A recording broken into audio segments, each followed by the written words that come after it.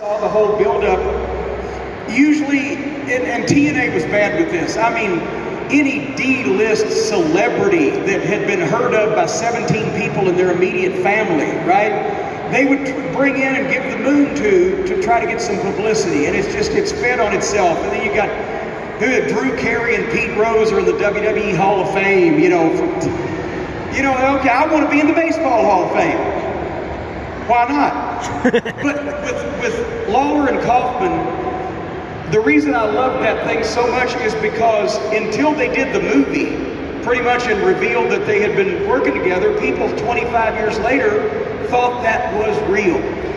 You had a 230-pound wrestler fighting a 140-pound TV comedian in a totally preposterous visual matchup, but because they were both such tremendous performers, because Andy was not only a wrestling fan all his life, but he was a performance artist.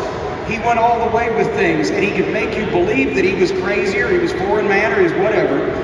So the point is, this completely preposterous matchup on the surface of it, it looked like total hoo-ha, but because of the build-up and the performance and the execution, that match, which on the surface of it was ridiculous, was the one thing that more people believed was real about pro wrestling than anything else in the last 35 years.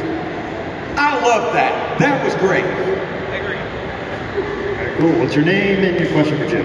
My name is Daniel.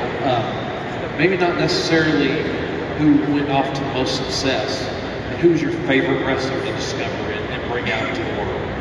Well, I just saw Kane earlier today, and I said, I'm sitting in my house in Knoxville. I'm promoting Smoky Mountain Wrestling in 1994. And Dutch Mantell calls me from Puerto Rico. He was the matchmaker down there, and he said, I got a kid that's down here, he's got island fever. That's whenever somebody would come from the States and go to Puerto Rico, they would crack up after a while and would have to come back home, right? Because I was talking to Flash Flanagan, another OVW guy, one time about 10, 12 years ago. He was wrestling in Puerto Rico. He was at a payphone calling me because he didn't have a phone in his apartment. And he said, oh, hold on. Drops the phone. I hear nothing for 30 seconds. He said, okay, there was a shooting going on the other side of the fence. But anyway, Dutch Mantell calls me and says, I got this kid.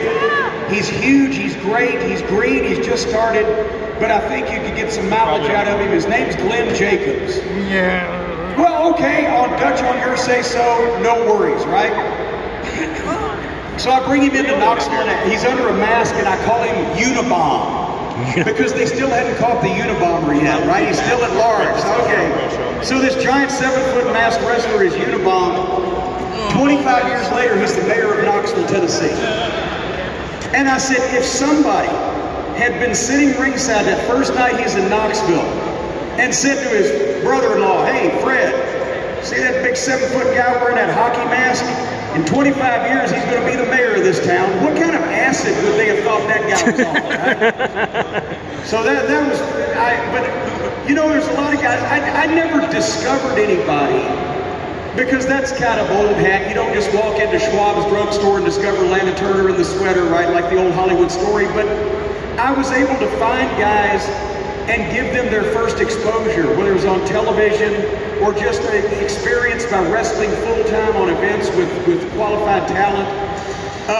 From Chris Candido and Sonny, Al Snow, Kane, Lance Storm, and Chris Jericho, I gave them their first jobs in the United States off of a VHS tape that Lance had sent me. You know, the headbangers, there's so many of the guys in OVW that we found that the WWE didn't sign, but that we found in our camps, and you know, eventually they signed them later on. But I always liked finding talent and giving them an opportunity to show how good they were. You know, you can lead a horse to water, you can't make him drink. You can put a guy in the ring, you can't make him any good. But if you find a guy that's really good and you can put him in the ring or put him on television and he goes on to have a successful career, then that's cool. Because, you know, you always need new talent. I was never of the mindset that, you know, I got Paul Heyman booked in WCW for that thing, his first national TV manager job, right? Because I needed somebody to work against. And it wasn't like I'm afraid he's going to take my job. It was like, I just need to be better than him, but if he's good too, then we'll make some money and draw some people. And then later on, I kind of gave him the job because I didn't want to be in WCW anymore. There, you stay, I'm gone. All right, over here on the left, what's your name and your question for Jim? Jack from Springfield, Missouri. Hey, Jim. The scaffold match with the Midnight Express versus Road Warriors.